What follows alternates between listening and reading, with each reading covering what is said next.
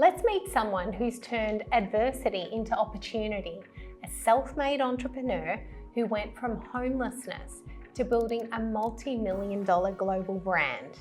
I'm Kate Save. The Inspired CEO starts now.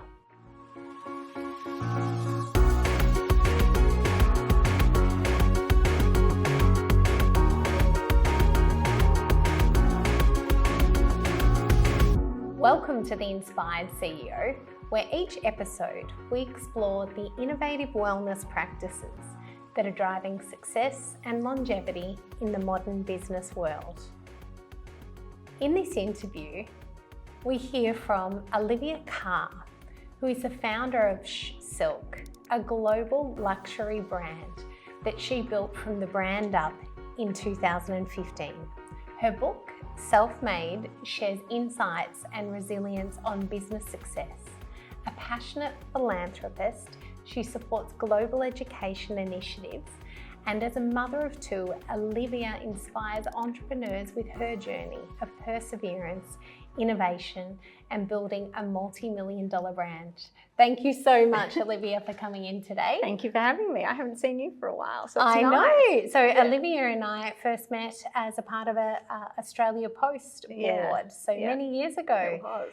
And that was a really interesting experience, having the biggest sort of e-commerce brands in Australia all sitting around a boardroom table every couple of months. And very inspiring. And it was always nice to see more females. So Yes. And I have to say before we start, like I still get, I think I messaged you, I walked into Chemist Warehouse and I was like, oh my God, like there's BeFit food. Like it's so nice to be able to follow people's journeys, and so well done. It's amazing. Thank you. Yeah. Well, when your books hit the shelves, I was definitely one of the first people to buy a copy, and I took it on a plane with me, and I nearly finished the book on the plane. Wow. It was absolutely incredible. So for those people, the viewers today and listeners on the podcast that haven't got a copy, it's certainly worthwhile. Now, let's go back to the beginning, Olivia. So you had a pretty rough early childhood. Tell me all about it. Yeah, so I mean, I guess it was rough in the sense of, we're born into the family dynamics that we're born into, and it's an interesting time because I'm going through a phase of life at the moment where I'm trying to really understand my childhood a lot more.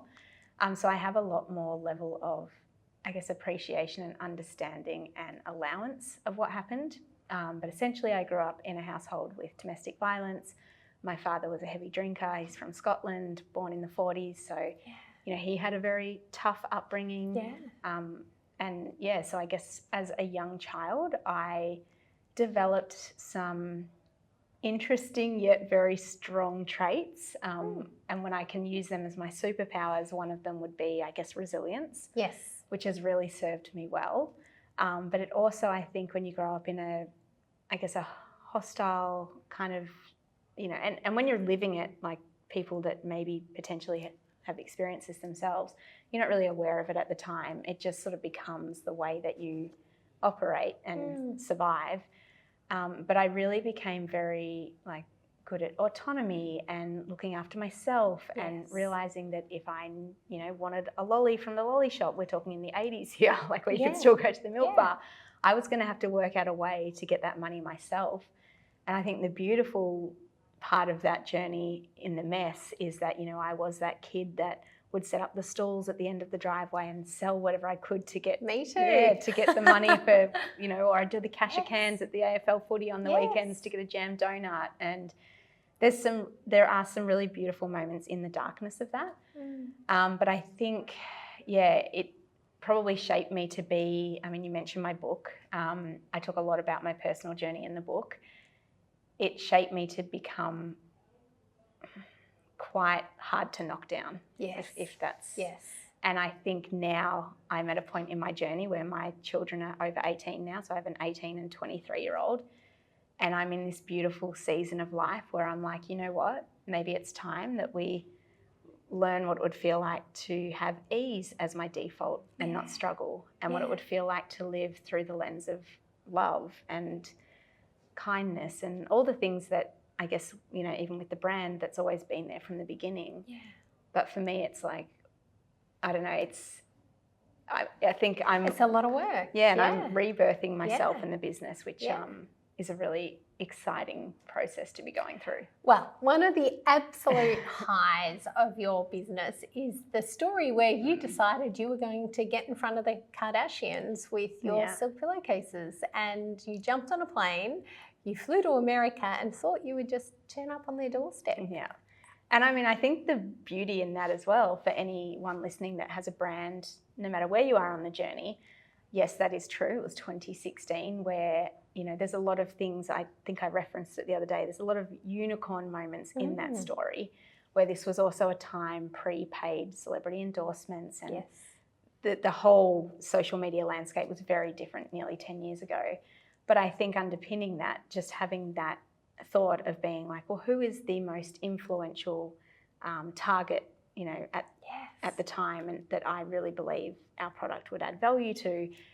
And I went really high, obviously. I was like, oh, the Kardashians, they love silk. I've seen it on their show. The ones that they've got look really handmade. I'm doing them a service by providing them something better. Absolutely. And I genuinely didn't think twice about getting on, booking a ticket and just going there. And I think a little bit of that might be lost these days, because there's so many brands out there, and a lot of comparison online, and a lot of, I mean, God, you only need to be on Instagram for 10 minutes to get hit with some sort of, do you want me to grow your brand from 10,000, you know, a month to, there's all these quick fixes, as I like to call them. And it's not to say that some of them aren't amazing options, but I think there's a lot to be said about going back to like the grassroots, and just doing being it like yourself, being different, and being like just being true to yourself, and taking risks. And I try still with the team now, we try and do some amazing things, and it comes from that same energy of like, well, everyone else is doing this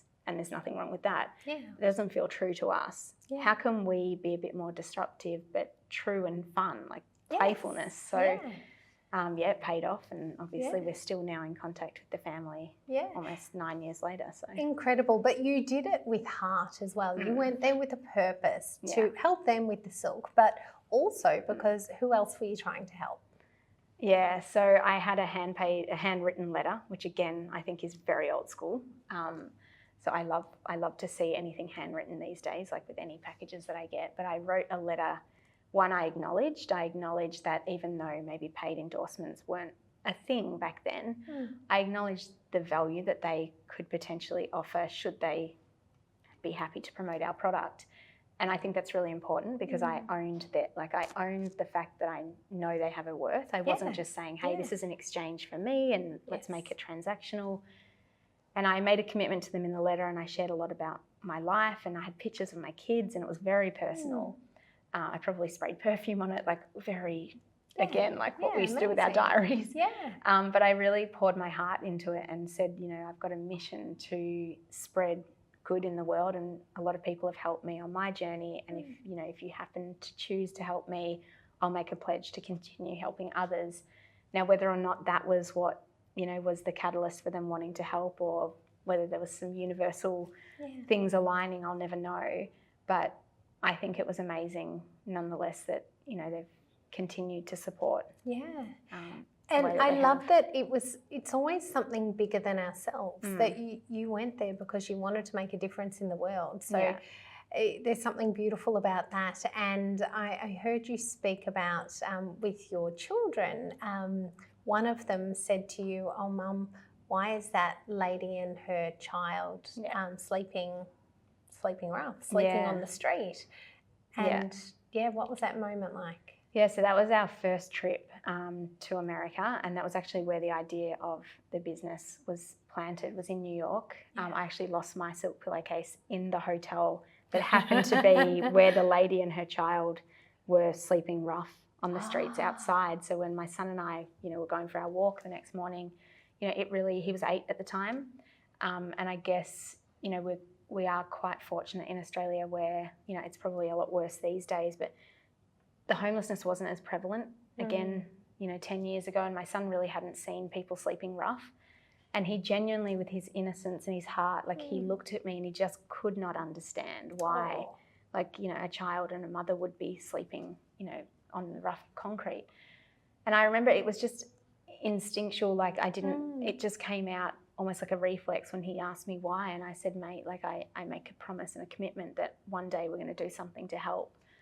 And I think what was really beautiful is obviously it's easy to like see things back and kind of connect the dots. And at the time I had no idea how I was going to help. And we ended up right before COVID hit. So it would have been the end of, I think, 2019.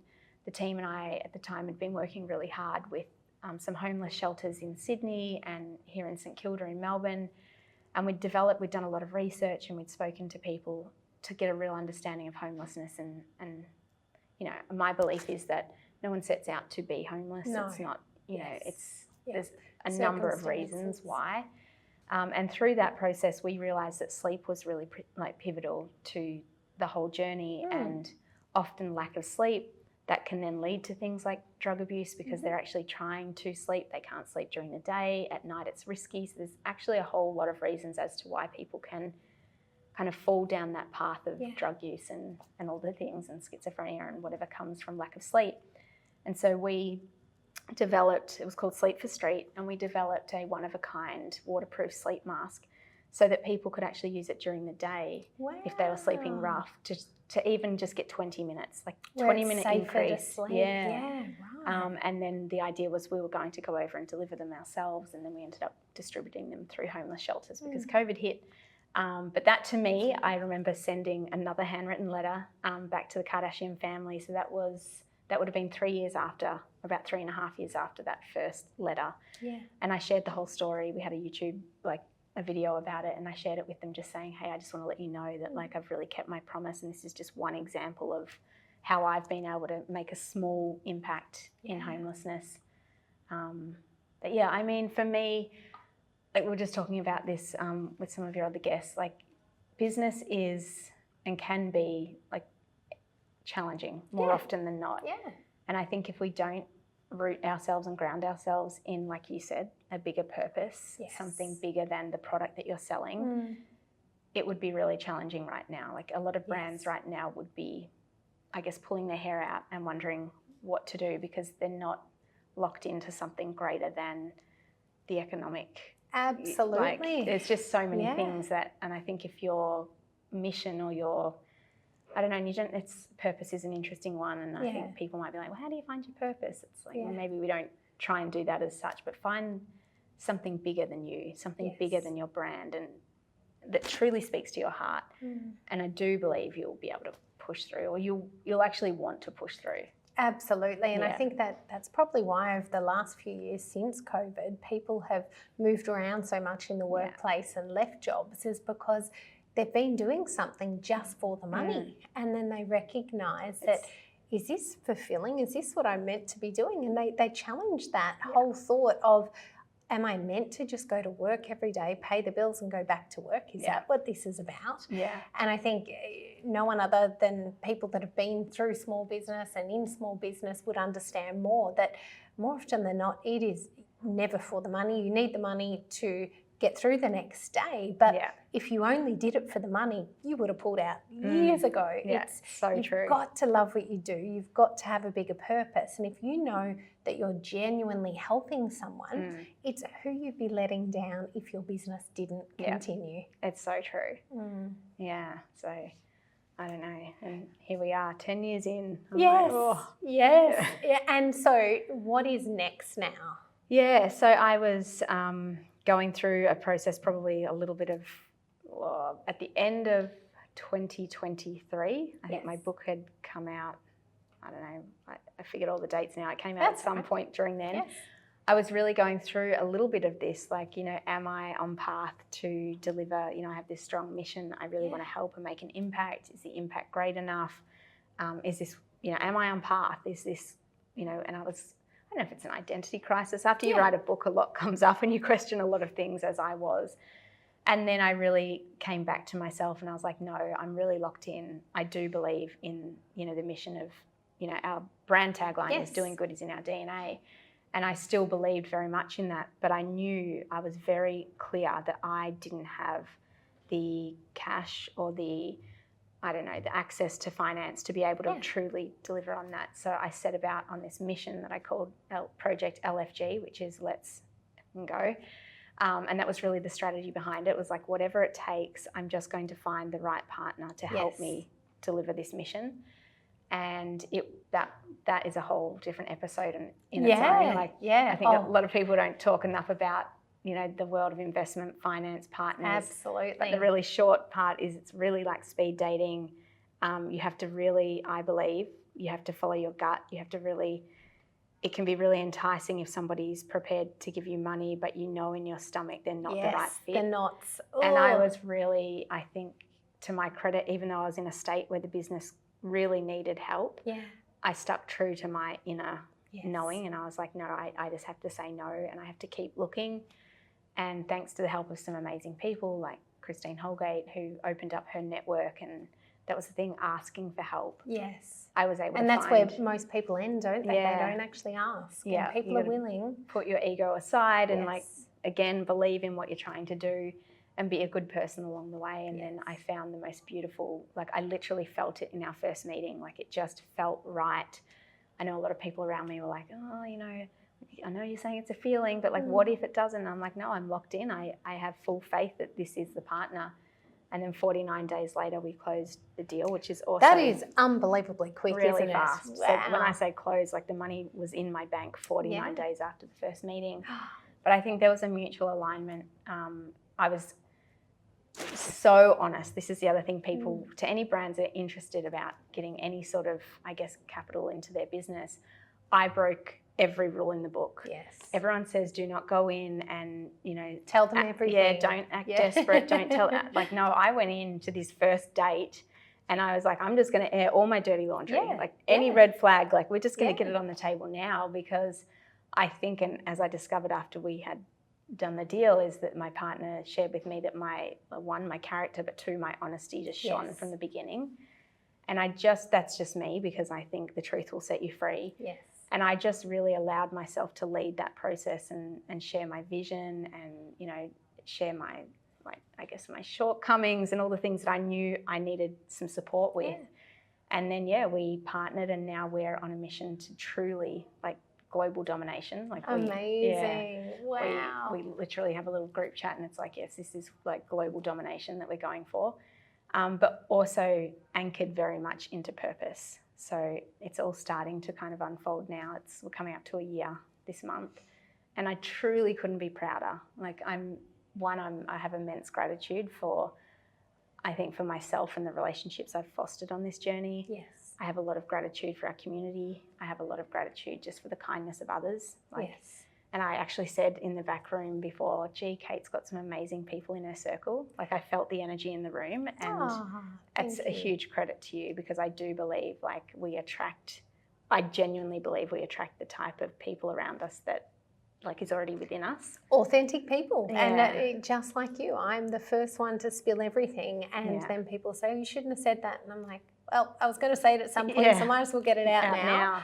And I think then that way you're less scared of the rejection or failure later, because if they stay with you from the beginning and you've got it all out. And there's just so much power in owning your truth, like whether that's business or life, or the one thing no one can really ever challenge you on is your truth. Like they may not agree, but they don't really need to. They just need to allow that that's your truth. And I've just found for me, as I move into this stage of becoming more of a mature woman, that honestly, there's just a lot of power in business if you're having meetings, or like we don't need to pretend to be something that we're not. We don't need to build up this brand, because at the end of the day, they are going to find out. So just go in as your most authentic, genuine, and honestly, like it creates a better culture for everyone too. And people, if they know you, they want to work for you, and they'll do anything because they believe in the purpose, and that vision, sharing that with the team when it's so much bigger than just you, gives them purpose. And it's amazing. Incredible. Wow. I can feel your feelings. It's so spectacular. Well done. Congratulations. Thank you very much. So lots of exciting stuff to come. And last of all, so how do you look after and nurture your health now? You've been through so much, and that emotional sort of cycle of going up and down, and what COVID and shutting down or virtually shutting down businesses and financial pressures and all of that really takes yeah, a toll. there's a lot. So I mean, juggling being a mum, and like even though my children are older, it's like there's guilt associated You're always with a mum. that. Yeah. But I think health is a huge one, and there's been, you know, times over the 10 years where I've learnt the hard way, where I've let my health slide, and I did it massively in the first 3 years of the business, and that then led to some pretty severe mental health. You know, I got anxiety, and a lot of things happened, and then came back during COVID. And I think now I have a deeper understanding and respect for like prioritizing me first. And yes, I don't always get the balance right, and I was burnt out in October last year, but I recognized it a lot sooner. Yes. And then I acted, and then I will literally pencil in days of rest in my diary, or I will make sure that I have amazing support around me. I'm big on food. Like, I think food is energy. Yes. Food for me, like, again, it's a simple thing, but it's not always easy to do when you're busy. And I know that we can fall into excuses with food as well.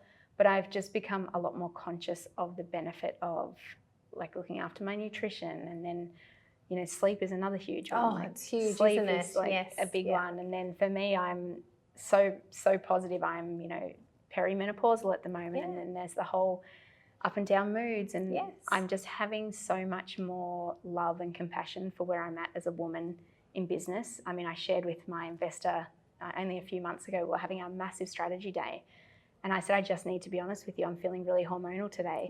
It's probably I'm not going to bring my best self to this, and I'm quite sensitive. And the Olivia 5 years ago would never have been brave enough or had the... You had a facade. I just wouldn't have had the confidence or the understanding to know that, you know what, we're all, as women, I'm talking for women now, anyone who identifies as women, we have a lot. You know, we often, as the mum, we already carry that guilt daily. We try and juggle everything. We often feel like we have to keep everything together. And then as you go later in life, and for anyone who's got a business, hopefully you can relate to this, when you are going through even just your normal cycle, we don't stop to realise that our body needs a rest. And it's so amazing when you think of that in the cycle, isn't it? You genuinely feel it. And I think we all have those moments where we have the snaps at our partner or the snaps at our kid. And when you have that awareness, you go, it's easy to apologise because you can recognise why you did it and that it wasn't them, and that it's come from a place that... something's going on that you can't change. So, I mean, I'm big into, you probably know all about this, but I'm big into seed cycling at the moment, like really just trying to support the body. And the body is just, as you would know, like a huge machine that I don't know enough about myself, but I'm really curious to understand more. And I don't know, I'm really conscious of even the things I consume. Like, I don't like to, you know, hear the news. I don't like to read the news. We hear what we need that's big enough. But I'm conscious of like what I put in here, and then I'm conscious of what I put in here, and then like my heart, like I'm just spending so much time sitting in, like allowing feelings to come through about business, life, mum life, relationships, all the things. So, amazing, so big. And you know, one of the most beautiful things that I heard you say was that I know I shouldn't do this, however, my children are like my best friends. And I was like, who told us we can't do that? And were they right? And can't you, you know, like if you have that beautiful relationship where your children want to share everything with you, why can't you have that? And I just thought that expectation that as mothers, we're not allowed to be friends with our children. And who does that help? I know. For the benefit of who? Not the child, not the mother. I mean, my son and I, he'll be 19 this year, but we were just at the Dandenongs on the weekend, and you know, it's a great time if you want to talk to your teenage children to be side by side in nature's really good. It feels very open. And I think one of the most beautiful things that you can do as a parent as well is have a lot of self-awareness about yourself. And I literally said, like, I'd love to chat with you about, you know, anything I'm doing at the moment that's triggering you, and if we could, like, I just very vulnerable. My parents just God, I just can't imagine my parents like. And again, it's not because of lack of love; it's just lack of knowledge. But I was like, isn't this amazing that we can talk about, hey, like when you maybe are tired or when you're feeling hormonal and you do snap, whatever, I find that triggering, or I have to walk on eggshells, and I'm like, I want to be aware of that, because I also want to take ownership of how I'm showing up as a mother, even as they get older. And I don't know, I just think I think there's a lot more we can do in life, business, love, everything, if we're spending a bit more time being truthful with ourselves as well. And no one else can do the work on us, and Yeah. that is the problem. So the people that don't do the work because Yeah. they think it's selfish, or they don't have time, or they're prioritising everything else, well, nobody's going to do it for them. We have to do the work ourselves to be able to give and to be able to love and to be able to receive love. And I mean, I think even with business, like obviously you have an audience that I'm assuming have businesses. Like, I think probably the number one thing that I would get messaged on Instagram, and like you probably reply to everyone, and I take it quite, Personally. Yeah. But probably the number one thing I get is, oh, it's just so hard. Like, I just don't know what to do. And I think often I'll try really softly to respond with,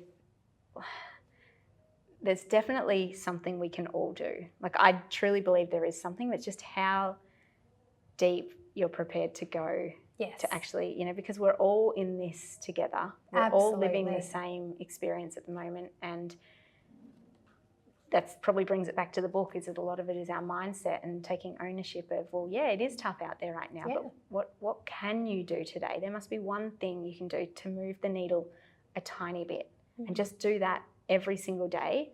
But just sitting there in almost like a little bit of victim mindset, it's just not going to work. No, it's a negative spiral. So anyone who hasn't got self-made, highly recommend it. And I think when you share your story, other people can be vulnerable as well. They resonate with that.